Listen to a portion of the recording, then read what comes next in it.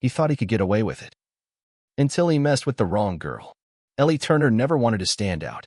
She was 8 years old, quiet, thoughtful, and happiest when she was left alone with her sketchbook.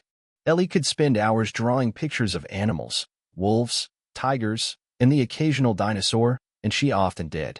Her fascination with prehistoric creatures was something few other kids at Willowcrest Academy cared about.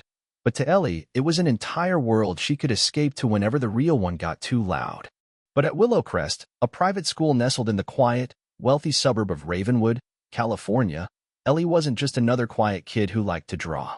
She was one of the only black students in a school full of old money and even older ways of thinking.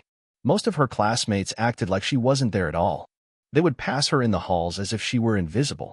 And while most of them ignored her, Hunter Blake made it his mission to make sure Ellie never forgot she was different. Hunter was the kind of kid who had never heard the word no in his life. His parents were the biggest donors Willowcrest Academy had ever seen. They had paid for a new science wing, a state-of-the-art gymnasium, and a brand-new performing arts center that now bore their family's name. Because of that, Hunter walked the halls like he owned them. He had it all: an electric scooter that zipped past the carpool line every morning, sneakers that hadn't even been released to the public yet, and a chauffeur who waited outside every day in a gleaming black Range Rover. But the one thing Hunter seemed to enjoy more than any of his expensive toys was making other kids miserable. And for reasons Ellie didn't fully understand, she had become his favorite target. The torment begins. At first, it was small. Little things. Petty things. Hunter would swipe her pencil when she wasn't looking or bump into her in the hallway without apologizing. He'd laugh when she got an answer wrong in math class, loud enough that the other kids would snicker too. It was the sort of thing teachers brushed off as kids being kids. But Ellie knew better. She knew the difference between harmless teasing and something meaner, sharper. It didn't stop there. It never does with bullies. One morning, as Ellie sat at her desk working on a family tree project, Hunter leaned over and whispered, "Why's your hair like that? Looks like you stuck your head in a bush."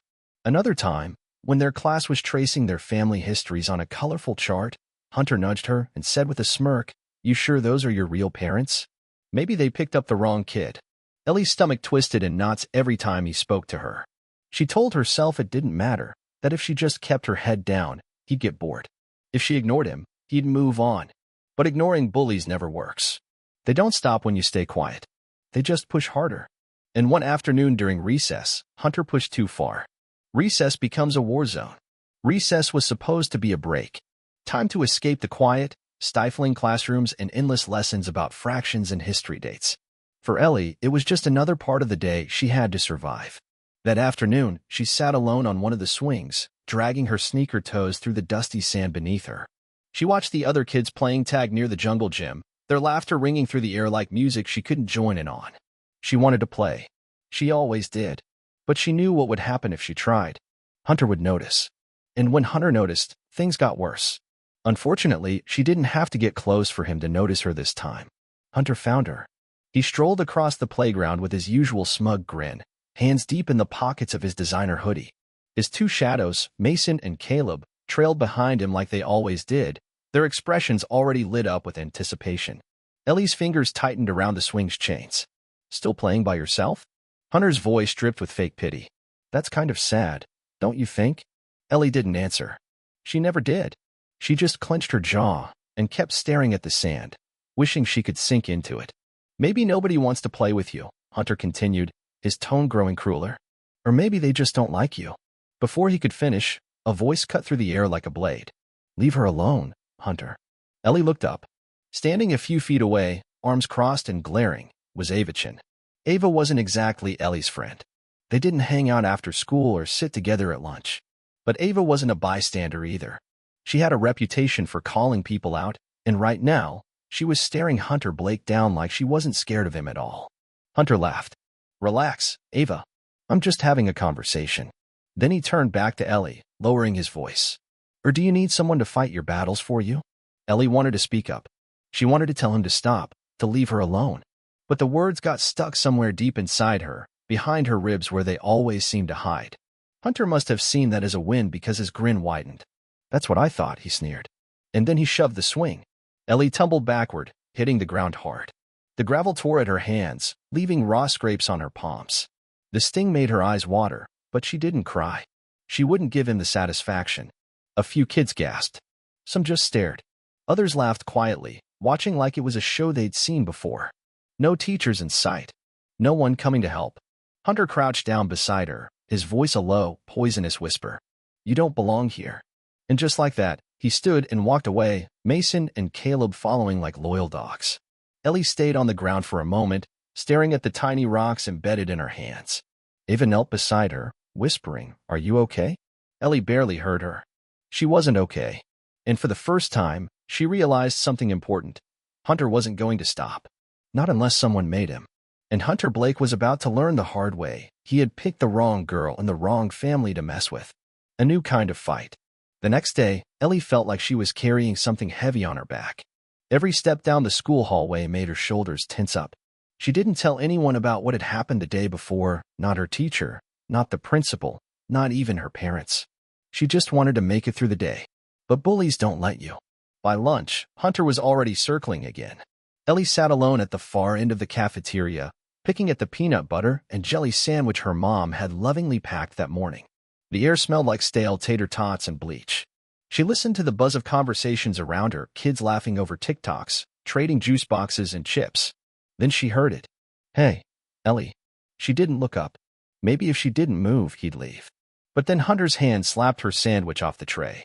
It hit the floor with a splat, peanut butter smearing across the white tiles. A few kids laughed. Not all of them, but enough. Oops, Hunter said, his voice low and mocking. Guess that was an accident. Something inside Ellie snapped.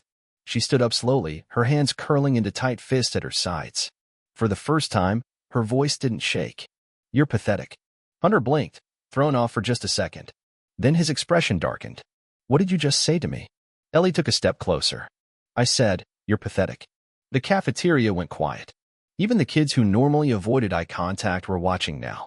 Hunter shoved her hard. Ellie stumbled back, her sneakers slipping on the tile. She hit the floor with a dull thud, her elbows taking the worst of it. Pain shot through her arms, but the shock hurt more. Nobody moved. Not the teachers standing nearby. Not the kids gripping their lunch trays with wide eyes. Nobody. Except one person. Ava. She shot up from her seat. What is wrong with you? She demanded, her voice sharp enough to cut steel. Before Hunter could answer, another voice echoed through the cafeteria. Hunter Blake. Principal's office. Now. It was Mr. Thompson, the vice principal. His expression was unreadable, but his tone left no room for argument. For the first time, Hunter looked nervous. He turned to Ellie, his voice cold. You're going to regret this. And then he walked away. Ellie sat there, her heart pounding in her chest, hands trembling. She thought maybe, just maybe, this was over. But it wasn't. Not yet. What happened next would change everything. The wrath of a father. Ellie didn't say a word on the car ride home.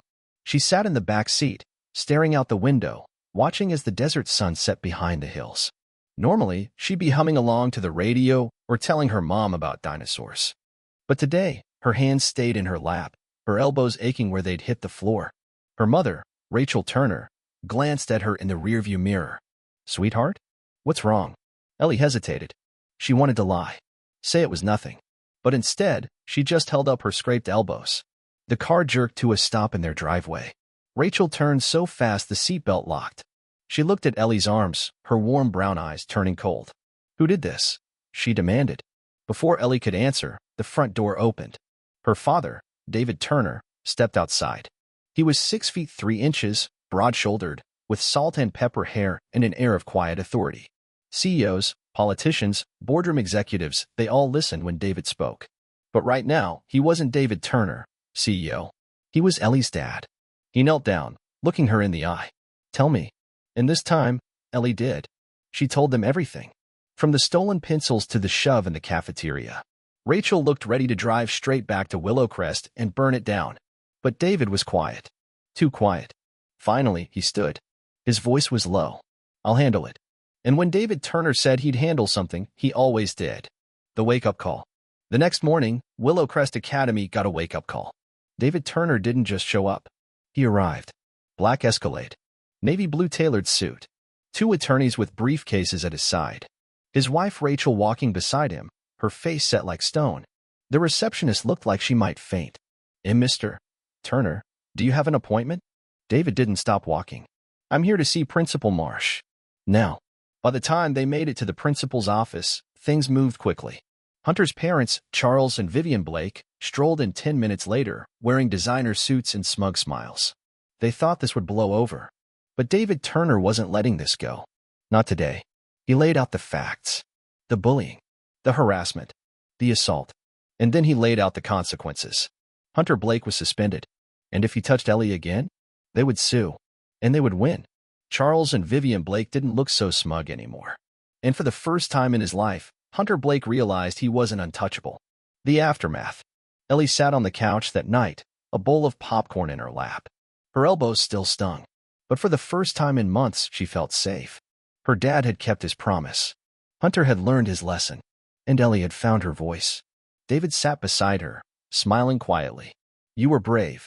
Ellie looked at him. I didn't feel brave. Real bravery, he said, is standing up even when you're scared. And Ellie believed him. Hunter sat alone in his room, staring at his suspension letter. His parents raged downstairs. But he wasn't sure they should fight this. Because maybe, just maybe, he was the one who had been weak all along. The lesson. Sometimes, bullies win when we stay quiet. But when we stand up, they don't seem so big anymore. And sometimes, the biggest lesson is that even those who think they're untouchable aren't.